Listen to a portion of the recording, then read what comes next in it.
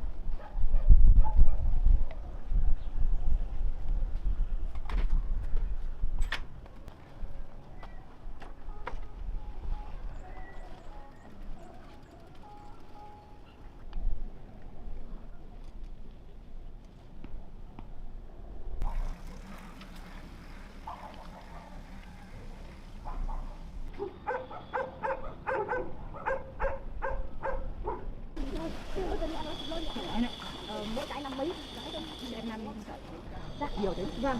Không biết không, 25.000 4 bó. Không bán đắt đâu, ở chợ bán đắt.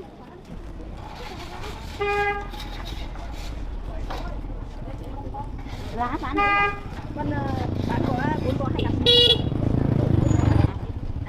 Mấy mỗi một bó cái là 5 mấy lá đấy, 5 nói chung là cái bó 52, 53, 54, 55 thì còn mấy cái làm bó thì con cái bán ra 4 bó. Bao nhiêu tô đi. Bà mua lại chi đi, mấy kia 100. Ôi giời ơi, 200 này, có 200 lấy gói. Ở giao chợ nó không ấy có mấy. Ta đang về lên những cái chảo xin nhưng mà công ty đi bóc thì về lại đem ngán đấy, những cái nào đách thì không bài cái đội này nhặt thì chắc chỉ chọn cái này đâu có gì cả nữa.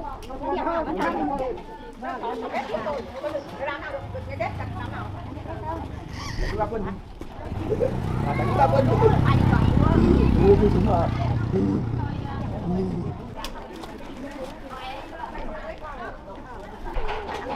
Màu.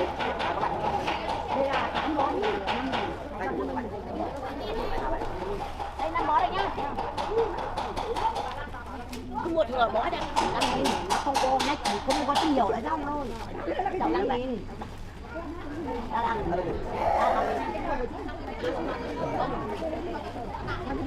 Có nhiều vào đâu mà gói nhiều. Cái này là một bao tiền. Hai cái này là 100 cái đấy. Rồi cứ bó thế này rồi đấy.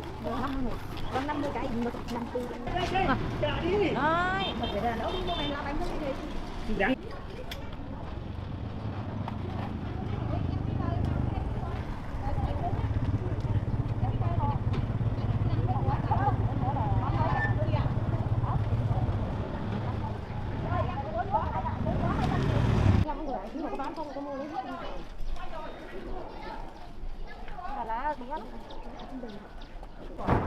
Đưa cái rách cả tay này.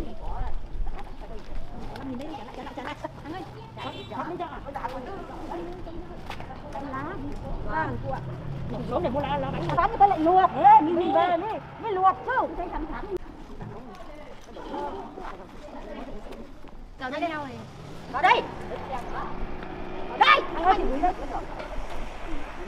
ngồi đi. Nó lắm rồi có đi này. Có đi. Ui. Còn 5 bó đấy bạn. Mấy mà cắm? Đi đã bảo lấy có 4 bó là 25.000. Con 25.000 qua còn nó bán 5.000 mấy đấu. Mấy. Mỗi bó bao nhiêu lá thì biết được. Biết được còn biết được lượng gạo nước lượng nhiều. Đấy bảo bao nhiêu 100 lá có khoảng mấy? Cái gói 150 là 3 đúng không ạ? Như quần gói này.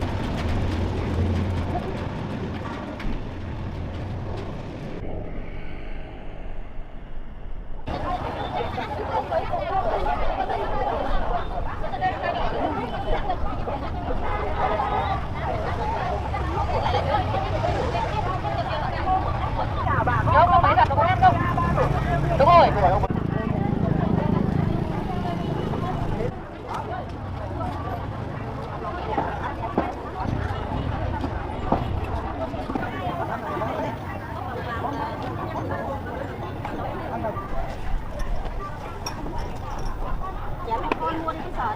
Cái này hả? Cái này mình đi mà.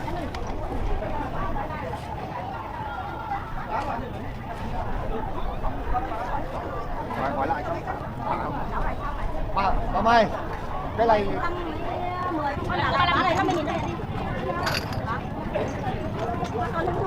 của bà 35.000.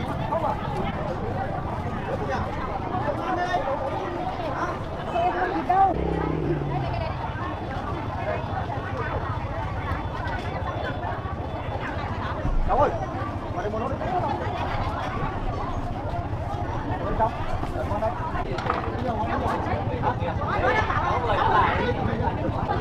Được rồi, tính là giấy phép được không được.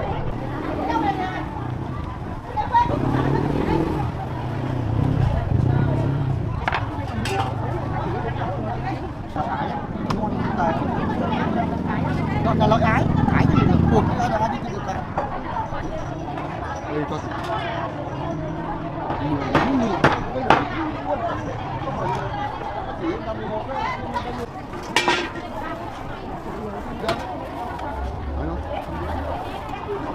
Nào có lấy nốt mà này không?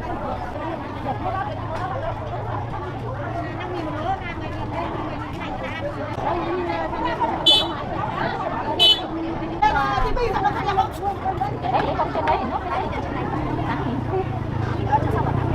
sau tắm thì không tận chưa làm gì nữa, không phải chịu một trong hai đấy là 15 đấy. Đây là bán cái gì? Không thấy đâu, đây em phải chị mới đi mà.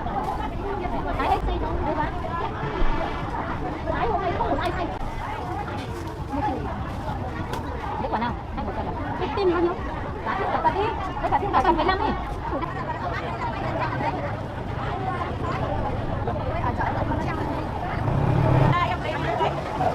Ngồi xuống mua canh canh quay coi rồi. Đây cái thảo bỏ khẩu trang nó tươi lên một tí rồi nó quay rồi. Rồi đem lái.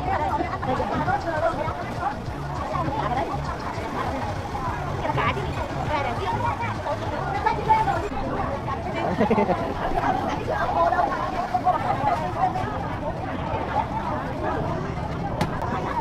Lại được đến đông như thế này có cả ơi.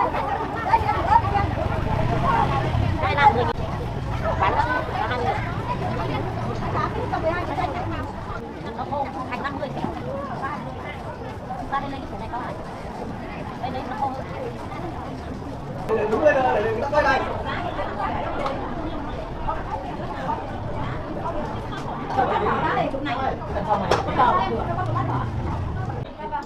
Quận này thế sao mà mở ra rượu thì vẫn đâu. Thôi đừng quay, tao xấu hổ lắm, đừng quay.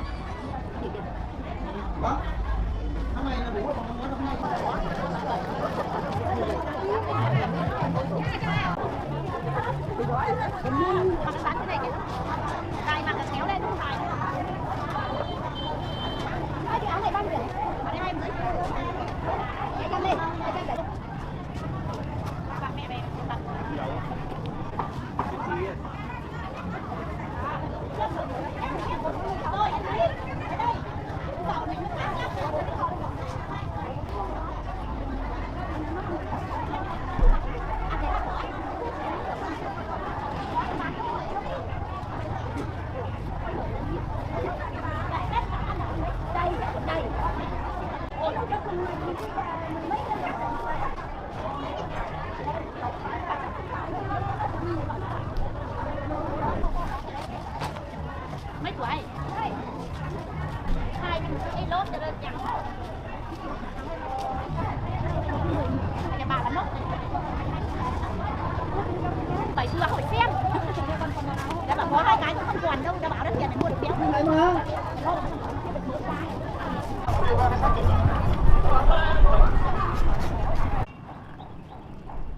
Bà chủ bán đào ơi. Thu ơi, bắn nào Thu ơi. Bán đào chị ơi.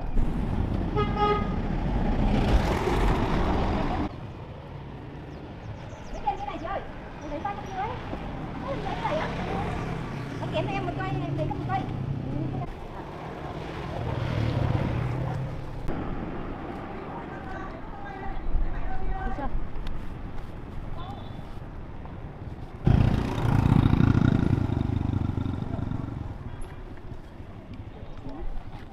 Về ăn Tết vui vẻ nhá. Bye bye. Có cây nào là không ký Tết rồi? Có cây nào là không Không biết rồi. cái đó á. Nó ở nhà đấy. Cháu ơi, bắn con đâu? Anh Đào ấy. Đào. Cái con bán. Mua về à? Mua. Đây trả đây.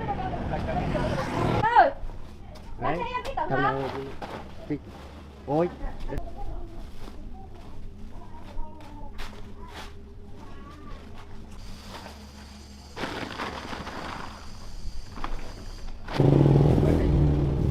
Ra bao nhiêu tiền?